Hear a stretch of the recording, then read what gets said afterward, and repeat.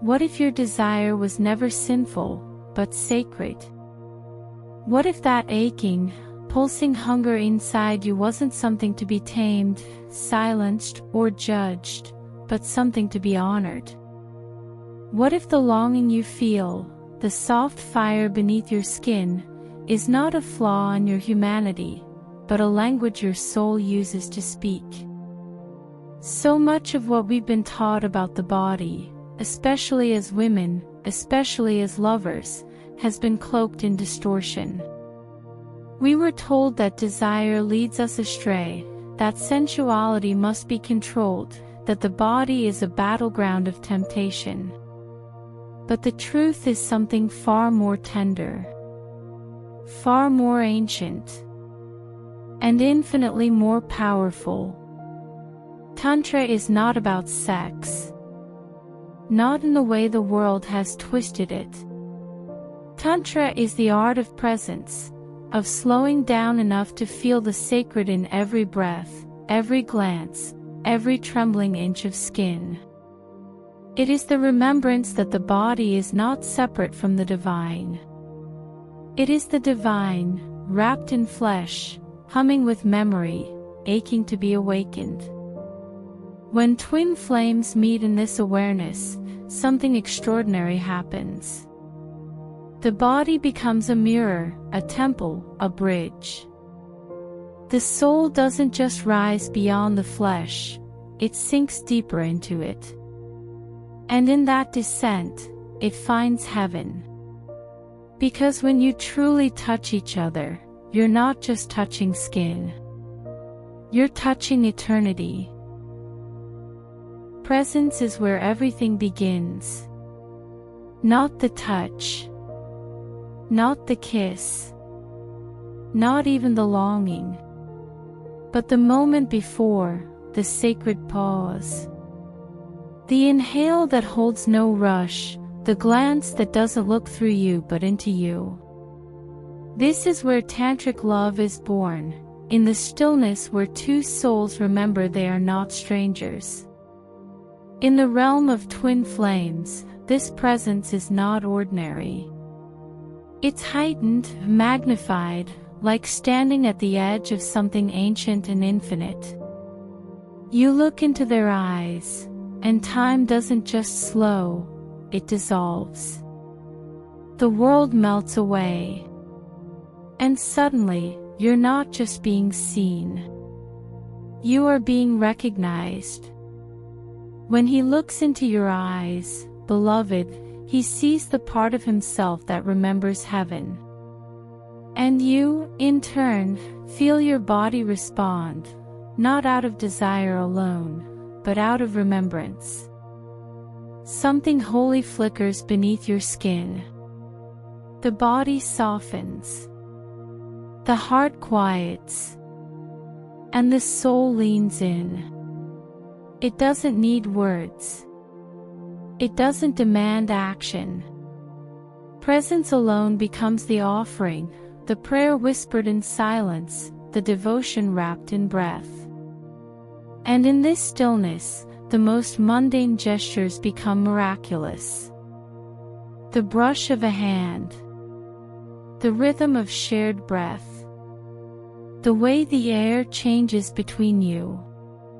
But presence alone is only the threshold. It is the doorway to the temple, not the temple itself.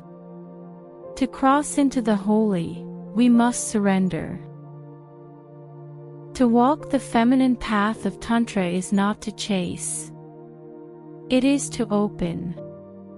It is to soften where the world told you to harden. To feel where you were taught to numb. To allow where you once withheld.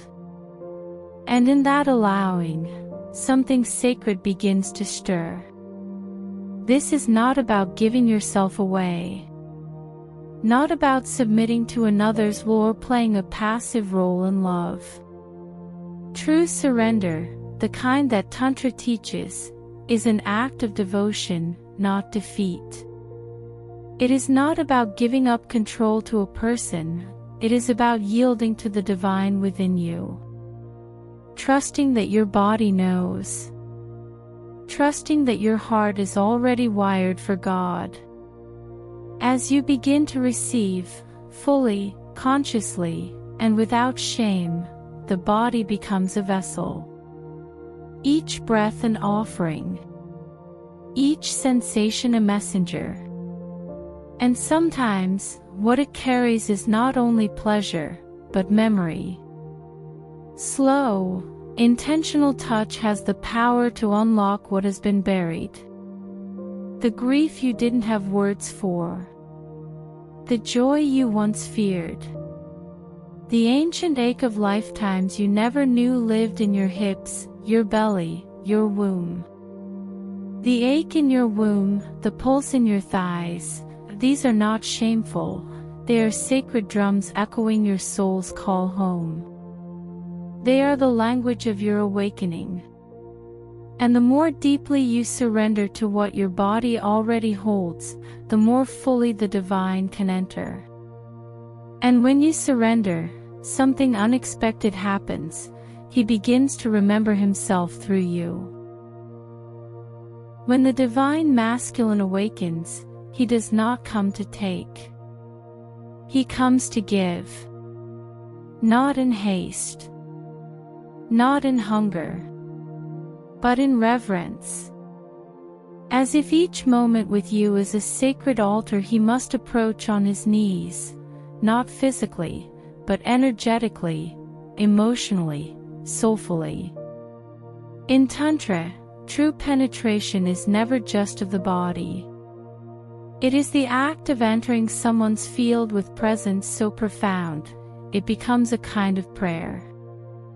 The awakened masculine doesn't seek conquest. He seeks communion. He does not want to possess you. He wants to merge with you, not just where your skin meets his, but where your spirit meets his offering. This is why presence matters. Why intention is everything. Because when he holds you, not just in his arms, but in his awareness, something ancient activates. His desire becomes more than longing. It becomes devotion. And devotion is never hurried. It listens. It waits. It bows. He is not trying to enter your body, he is praying to enter your soul. He wants to be received not just into your womb, but into your truth, your fire, your mystery. He wants to feel God through you. And in doing so, he rediscovers his own divinity, not as dominance, but as depth. Not as power over, but as presence with. And in that moment, when both surrender, the body becomes something else entirely. When twin flames come together in sacred union, it is not simply two bodies meeting. It is two souls remembering. Two hearts opening a portal. Two flames dancing in the dark until the entire room is lit from within. This kind of lovemaking is not performance. It is not perfection. It is purification. A mystical unraveling of everything that no longer serves the soul. In the safety of presence, in the warmth of devotion, old wounds surface, not to destroy the connection, but to be transmuted through it.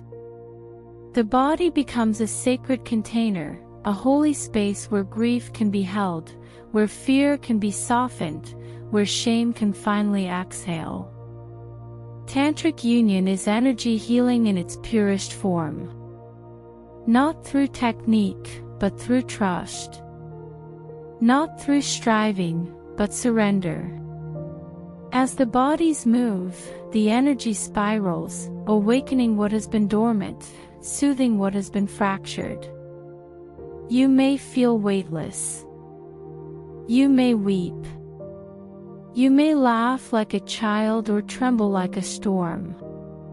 Because you are not just making love, you are making light. You are not just lovers, you are keepers of a divine flame that burns through illusion. A flame that knows how to find its way even in the deepest night. And in the center of this flame, there is only one truth: you were always meant to find each other. Not to complete one another, but to remember yourselves through each other. And when the flames merge, something ancient is reborn inside you. After the sacred fire of union, there is a hush. Not emptiness. Not absence. But a deep, luminous stillness that wraps itself around you like the softest veil. In this space, this sacred afterglow, your soul is still listening. Still receiving. Still opening. You may find yourself moved to tears, even if no words were exchanged. You may feel laughter rise from your chest for no reason other than joy. Or you may simply lie there, breath to breath, tracing the outline of a silence that feels more alive than sound. This is the temple of integration. A phase often overlooked, but deeply vital. Because something within you has shifted, rewired, aligned. The energy you shared wasn't just pleasure, it was medicine. And now, your dreams may change. Your choices may sharpen. Old beliefs may gently fall away, like petals no longer needed. Allow this. Let the stillness do its work. Don't chase the moment. Don't try to recreate it. Honor what it gave you and let it echo through your being. For every union leaves behind a fragrance. It lives in your cells.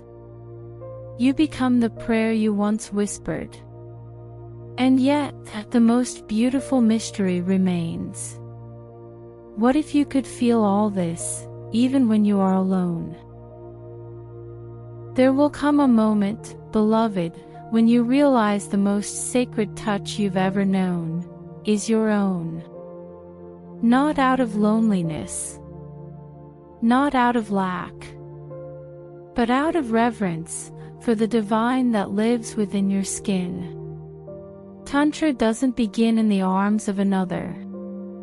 It begins in the breath you take right now, in the way you rest your palm over your heart, in how gently you speak to your body when no one is listening.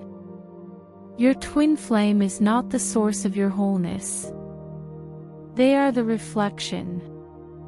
The mirror that reveals the beauty already pulsing through your being. The ache you feel for them is not a void, it is an echo. A remembering.